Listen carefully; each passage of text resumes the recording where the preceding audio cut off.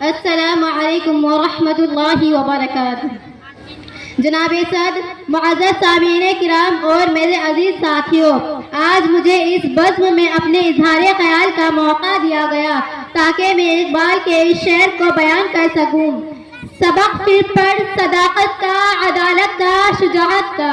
تو جناب صدر، اس شعر کو محسوس کرتے ہوئے میرے دل سے ایک آہ نکلی اور سکوت کے عالم میں میں سوچنے لگی کہ گونگی ہو گئی آج زباں کچھ کہتے کہتے، ہچکچا گیا میں خود کو مسلمان کہتے کہتے۔ یہ بات نہیں کہ مجھ کو اس پہ یقین نہیں، بس ڈر گیا خود کو صاحب ایمان کہتے کہتے۔ توفیق نہ ہوئی مجھ کو ایک وقت کی نماز کی اور چپ ہوا مؤذن اذان کہتے کہتے۔ کسی کافر نے جو پوچھا کہ یہ کیا ہے مہینہ، شرم سے پانی ہوا میں رمضان کہتے کہتے۔ میرے شرف میں گد سے اٹی کتاب کا جو پوچھا، میں گڑ گیا زمین میں قرآن کہتے کہتے۔ یہ سن کے چپ ساتھ بھی اقبال اس نے یوں لگا جیسے رک گیا ہو مجھے حیوان کہتے کہتے، یوں لگا جیسے رک گیا ہو مجھے حیوان کہتے کہتے۔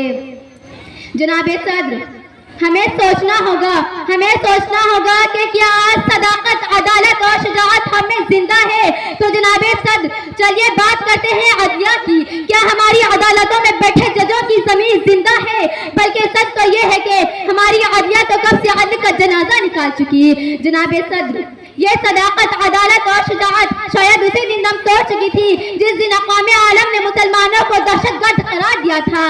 جناب صدر، اقبال کا یہ فلسفہ تو شاید اسی دن دم توڑ گیا تھا جس دن ایک مسلمان شامی بچی نے دم توڑتے ہوئے کہا تھا کہ میں اللہ کے پاس جا کر سب کچھ بتاؤں گی۔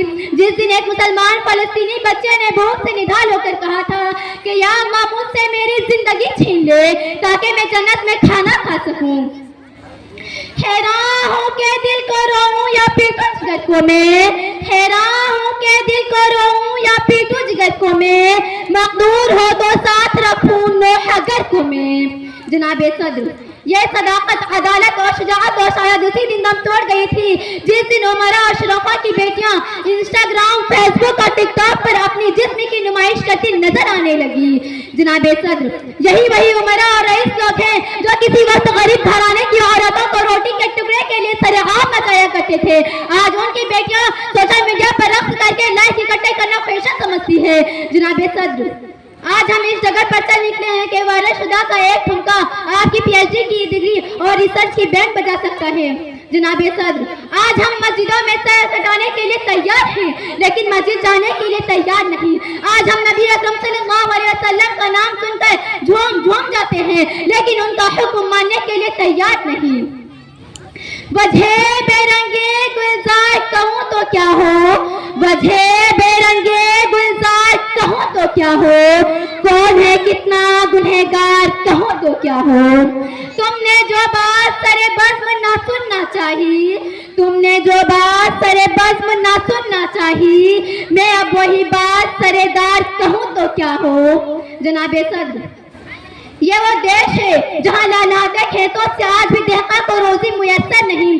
جناب صدر، میرا ہم وطن صداقت، عدالت اور شجاعت کو سستے داموں بازار حسن میں بیچ گئے اور شمشیروں کو بند نیاموں عطاقوں میں سجا گئے۔ نمازیں اب بھی پڑھتا ہے لیکن سحر خیزی کھو چکا ہے۔ نہ ملا کی وہ عزا رہی، نہ غازیوں کی وہ شجاعت رہی، نہ مجاہد کا گرم شعلۂ لہو رہا۔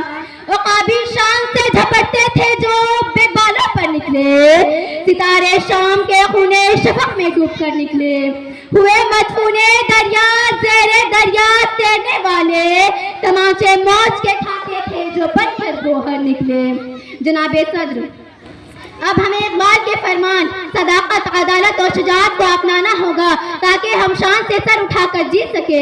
جناب صدر، ہمیں کامیابی کے لیے خوابوں کی نہیں تعبیر کی ضرورت ہے، ہمیں کامیابی کے لیے راستوں کی نہیں منزل کی ضرورت ہے۔ جناب صدر، ہمیں معاشرے میں سے غربت کو ختم کرنے کے لیے خیرات کی نہیں بلکہ عدل و انصاف کی ضرورت ہے، ہمیں ارادوں کی نہیں بلکہ یقین محکم اور عمل پہ ہم کی ضرورت ہے۔